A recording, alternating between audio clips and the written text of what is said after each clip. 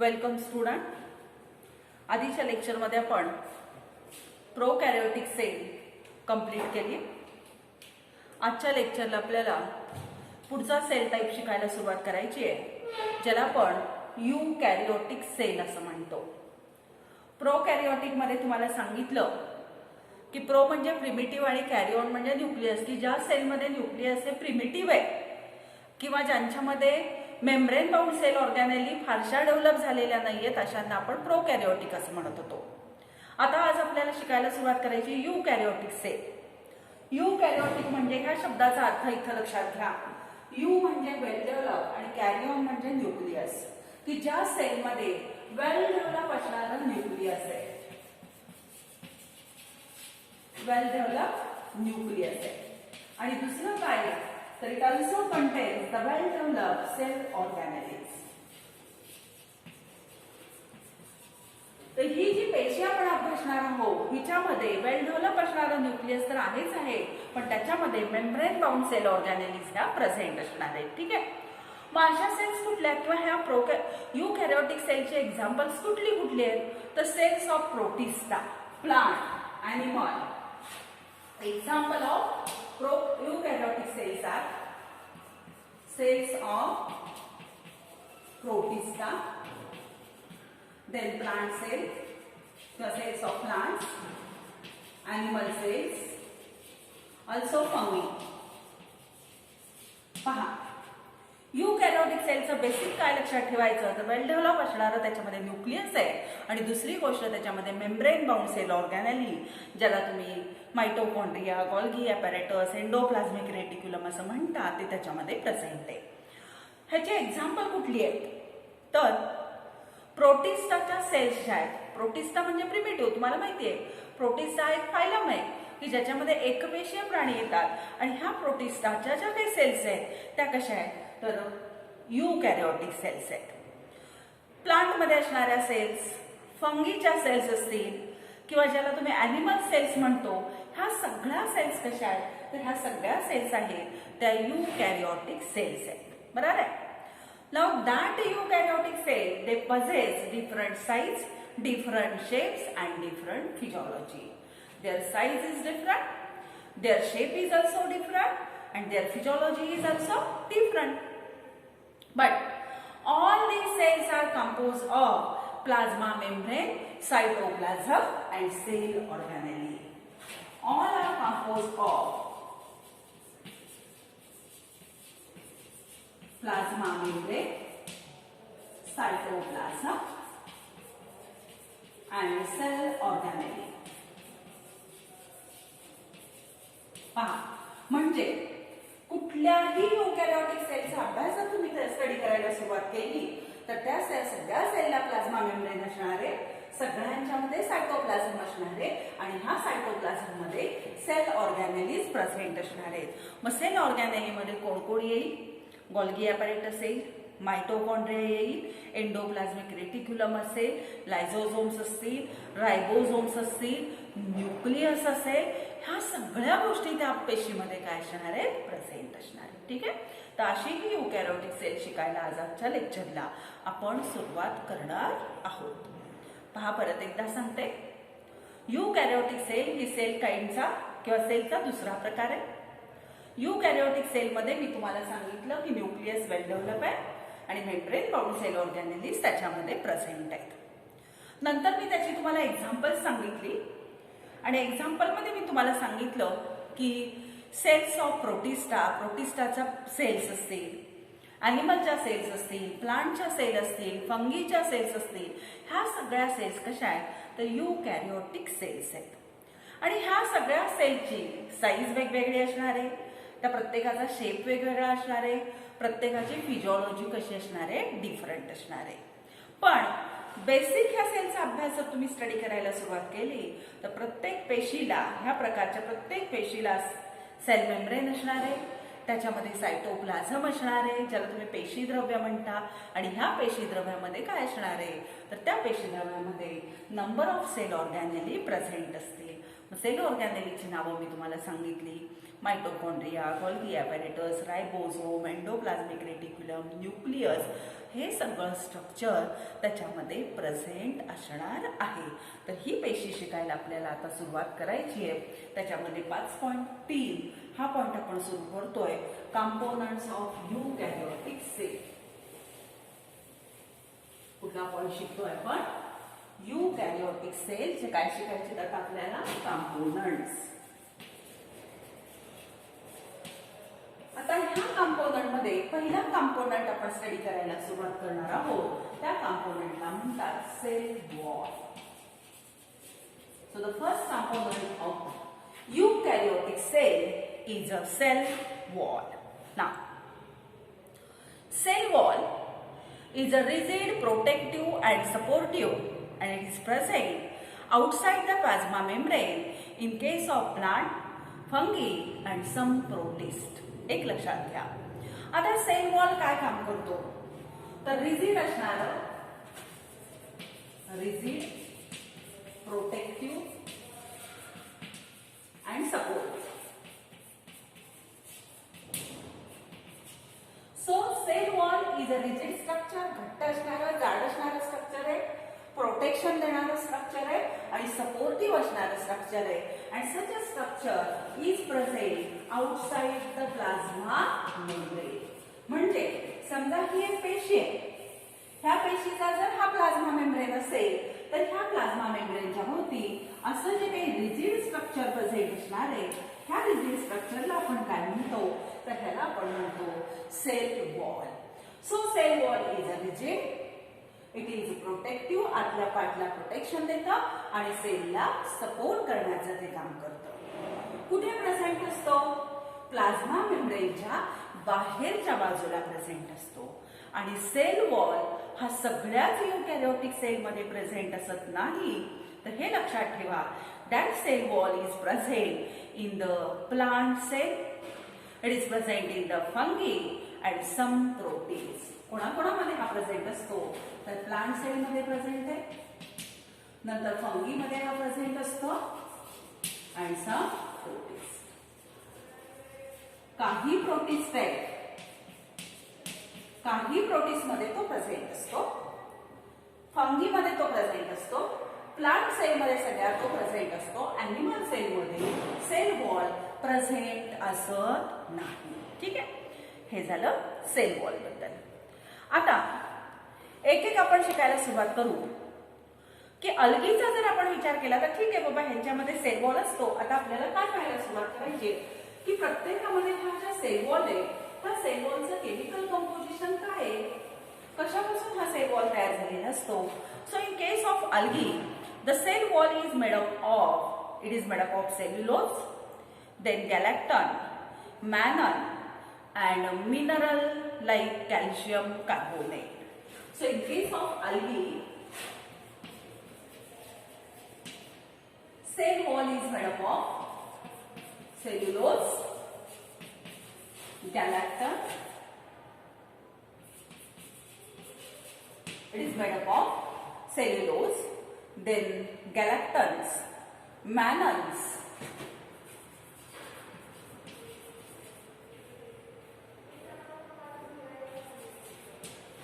it is made up of mannan and also mineral like calcium carbonate. पहा, sale wall बद्दल आपण बोलायला सुरुवात केली. सेल वॉल हा प्रोटेक्टिव्ह आहे, थिक आहे, सपोर्टिव्ह आहे, रिजिड आहे, सगळं माहित झालं.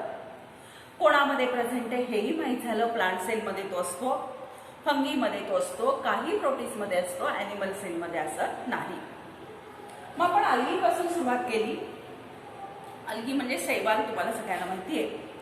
ह्या अल्गी मधला सेल वॉल कशापासून तयार झालेला आहे, तर that is made up of cellulose, then it is made up of गॅलेक्टन.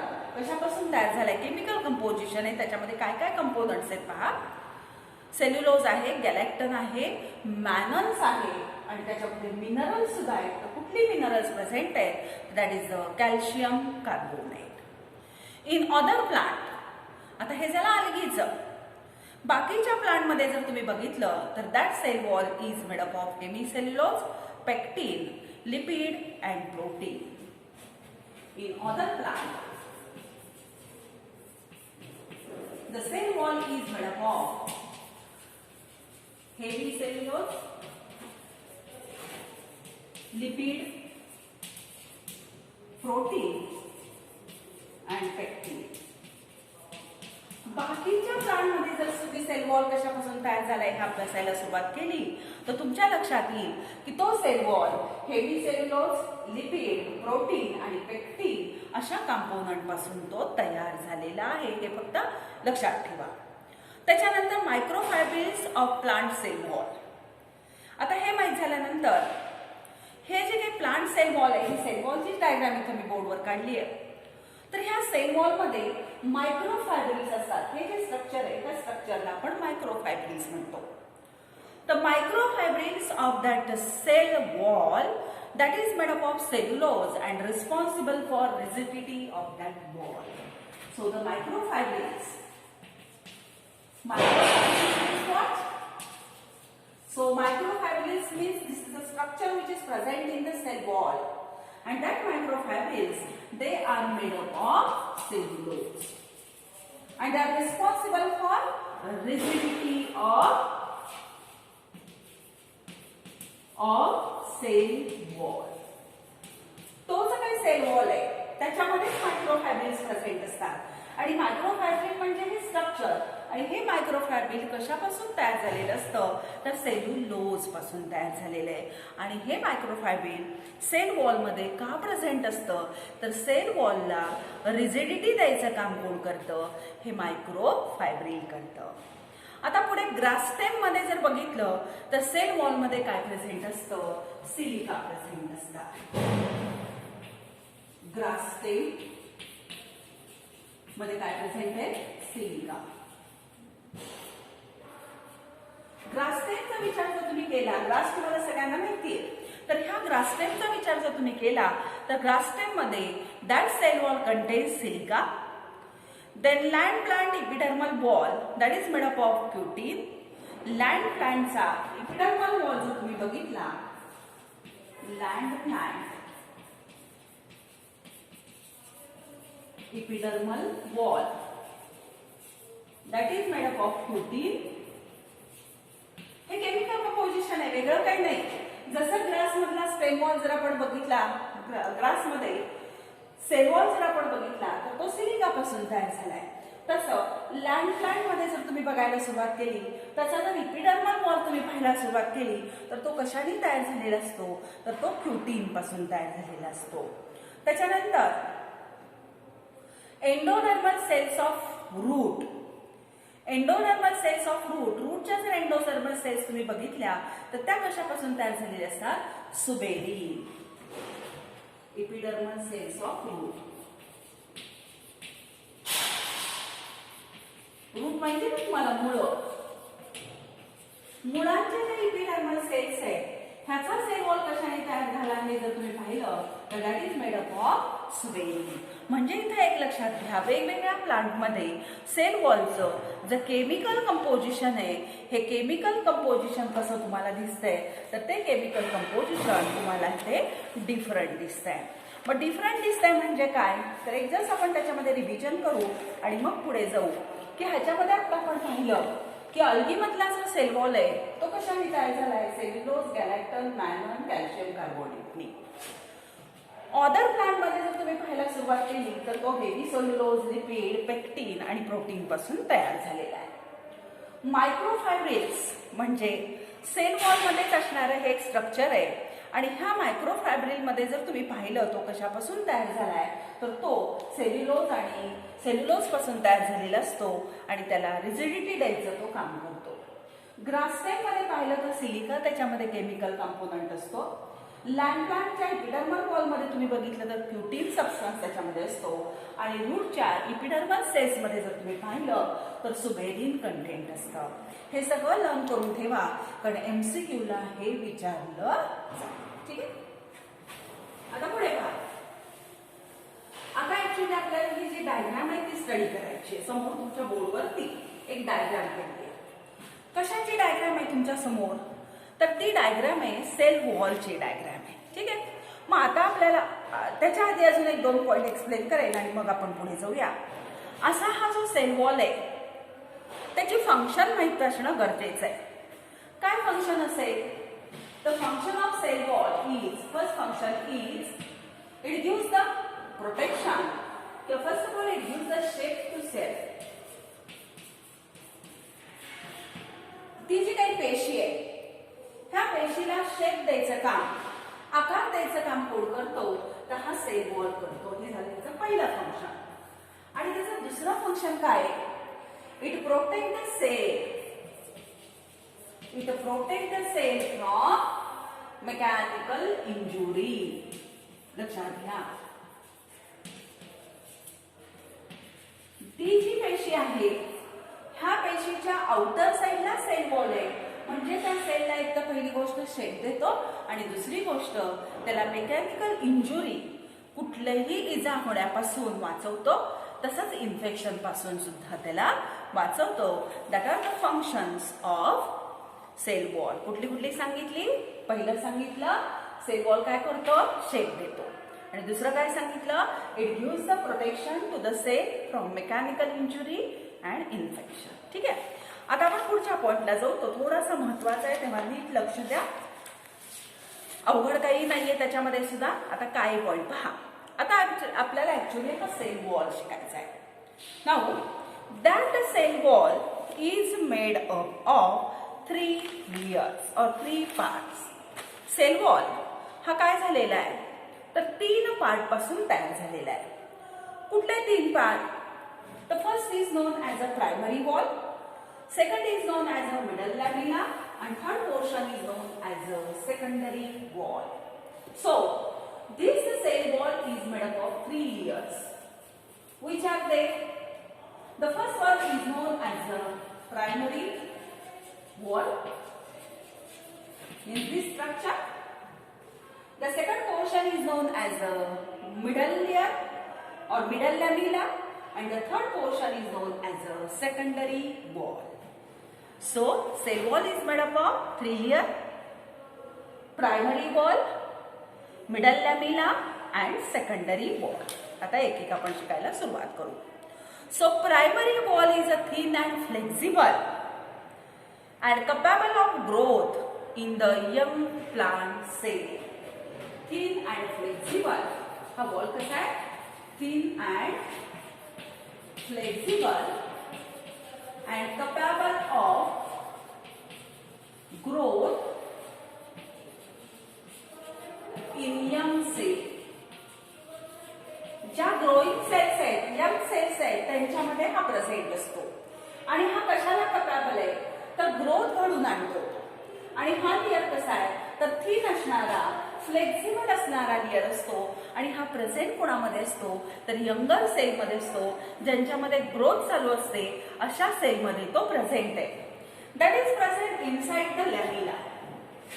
Present inside lamina. Present कुठे येतो?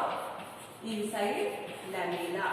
हा जो काही मिडल लॅमिना आहे, ह्या मिडल लॅमिनाच्या आतल्या बाजूला हा जो लेयर आहे हा थिन आहे, फ्लेक्झिबल आहे. त्याला आपण प्रायमरी वॉल असं म्हणतो. आणि तो काय काम करतो? तर that is capable of growth in the young plant sale.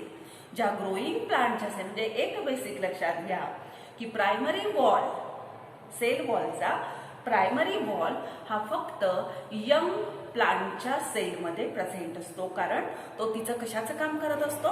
ग्रोथचं करत असतो. It is also seen in meristematic tissue, mesophyll and pith. अजून तो कुठं प्रेझेंट असतो? तर meristematic tissue, then pith and mesophyll. आता लक्ष द्या.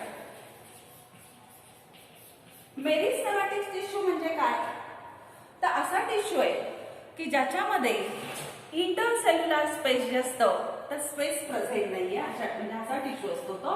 सेल्स या कॉम्पॅक्टली अरेंज असतात, त्यांच्यामध्ये स्पेस असत नाही. ह्याला म्हटलं जातं मेरिस्टेमॅटिक टिश्यू. त्यांच्यामधल्या मध्ये हा प्रायमरी वॉल प्रेझेंट असतो. पीथ म्हणजे काय?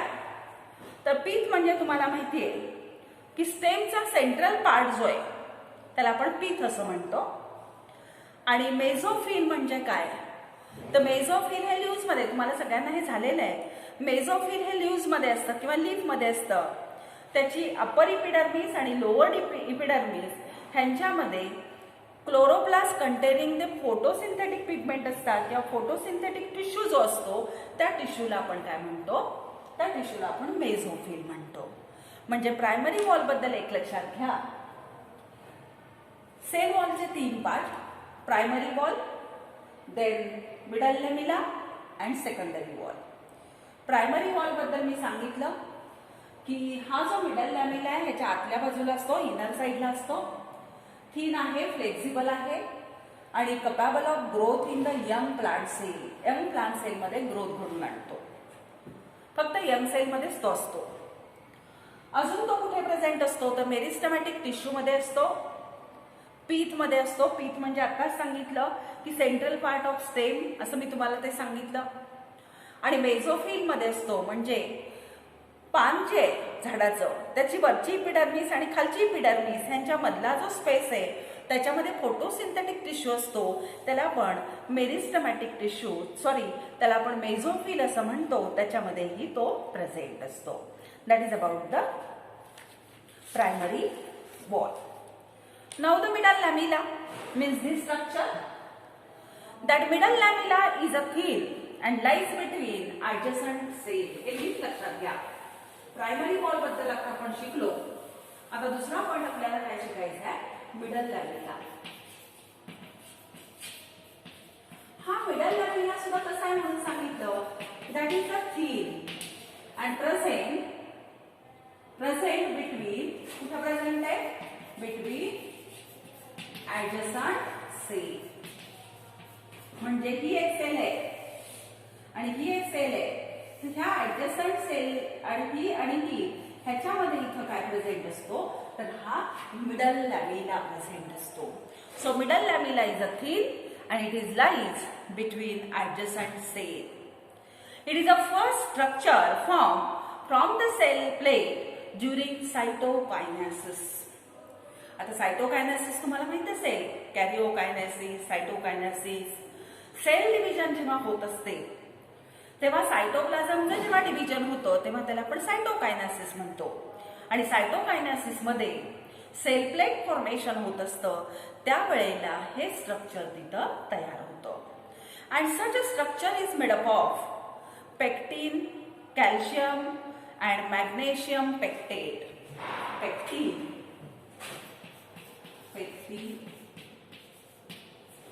that it is made up of calcium, it is made up of pectin, calcium and magnesium pectate.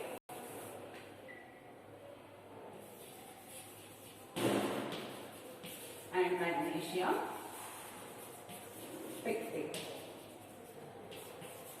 कशापासून हा तयार झालेला आहे? तर पेक्टिन पासून तयार झाला आहे. त्याच्यामध्ये कॅल्शियम आहे, आणखी मॅग्नेशियम पेक्टेट पण आहे. आणि सगळ्यात महत्त्वाचं म्हणजे softening of ripe fruit is due to the solubilisation of that pectin. म्हणजे एक लक्षात घ्या, हा जो मिडल लॅमिला आहे, हा मिडल लॅमिला हा थिन असणारा स्ट्रक्चर आहे आणि ऍडजस्टंट सेल जे आहेत it is present in between the adjacent cell. शेजारी शेजारी असणाऱ्या 2 पेशींच्या मध्ये हा प्रेझेंट आहे. आणि हा कशापासून तयार झालाय? तर ह्याच्यामध्ये पेक्टिन आहे, कॅल्शियम आहे, मॅग्नेशियम पेक्टेट आहे. ठीक आहे, हळूहळू काही तुम्हाला ओळखीचं होईल. आणि हा काय काम करतो? तर ह्याच्यात पेक्टिन असल्यामुळं सोल्युबलायझेशन ऑफ पेक्टिन होतं and softening of ripe fruit. आपली जी फ्रुट्स असतात, फळं असतात, तर ते हळूहळू अशी पिकायला लागतात, मऊ होतात की नाही. तर हे सॉफ्टनिंग कशामुळे होतं? तर त्या मिडल लॅमिलामध्ये हे पेक्टिन असतं, त्याचं काय होतं? सोल्युबलायझेशन होतं. ठीक आहे, that is about the middle lamella. Now the next point is a third portion is a secondary wall.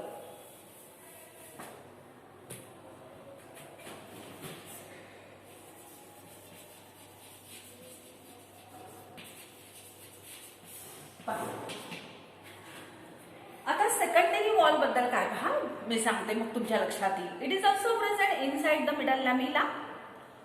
Once the growth of primary wall is stopped, then the secondary wall is formed.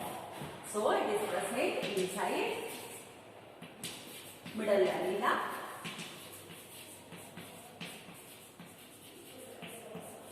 आणि कधी तयार होतं? When the growth of primary wall stopped,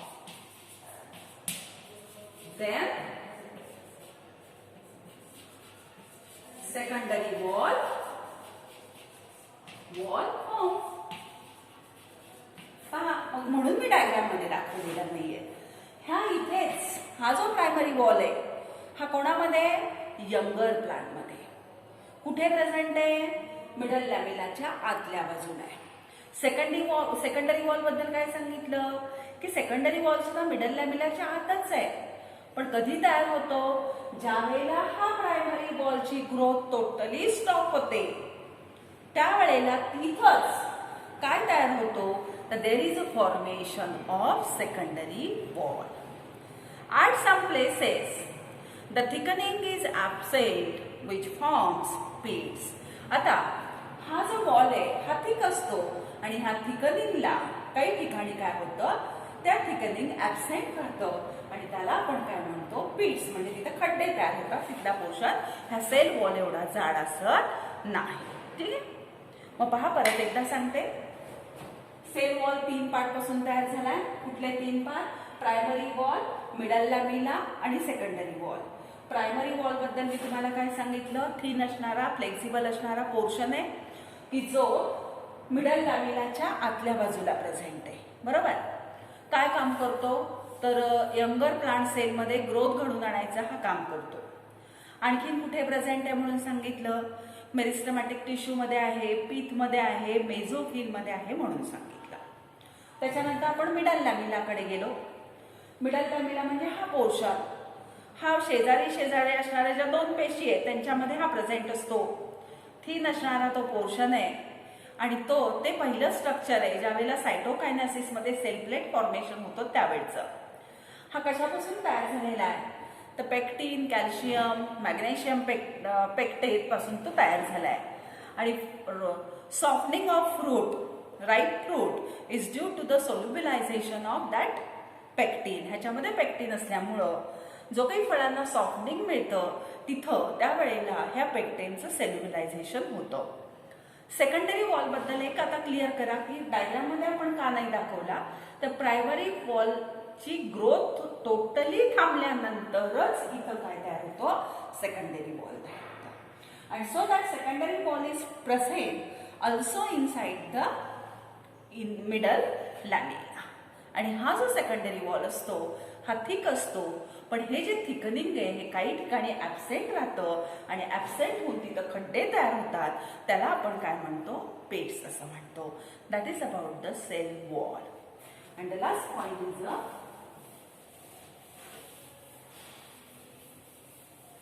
शेवटचा पॉइंट त्याच्यात लागू बघूया आता. Plasmodesmata.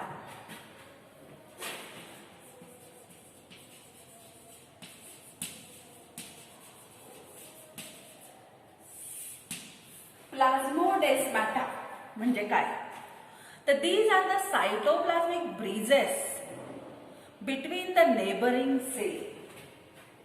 प्लाझ्मोडेस्माटा are the cytoplasmic breezes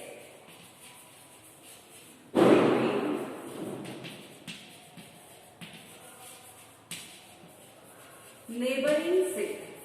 शेजारी असणाऱ्या ज्या 2 पेशी आहेत ह्यांच्यामधल्या जे काही सायटोप्लाझमिक ब्रिजेस आहेत ह्या सायटोप्लाझमिक ब्रिजेसला आपण काय म्हणतो? प्लाझ्मोडेस्माटा असं म्हटलं जातं. And it shows the pores between the cell wall and middle lamella. Middle lamella आणि सेल वॉल ह्यांच्यामध्ये ते काय दाखवतं, पोअर्स दाखवतं, ज्यामुळं ते कम्युनिकेशन त्यांना काय होतं, सोपं केलं जातं. ठीक आहे, तर हे व्यवस्थित लर्न करा. एकदा दोनदा तीनदा वाचा म्हणजे ते तुमच्या लक्षात येईल. सेल वॉल वरती सेपरेटली तुम्हाला नोट ही विचारली जाऊ शकते. ठीक आहे, तर आपण आज इथं थांबू.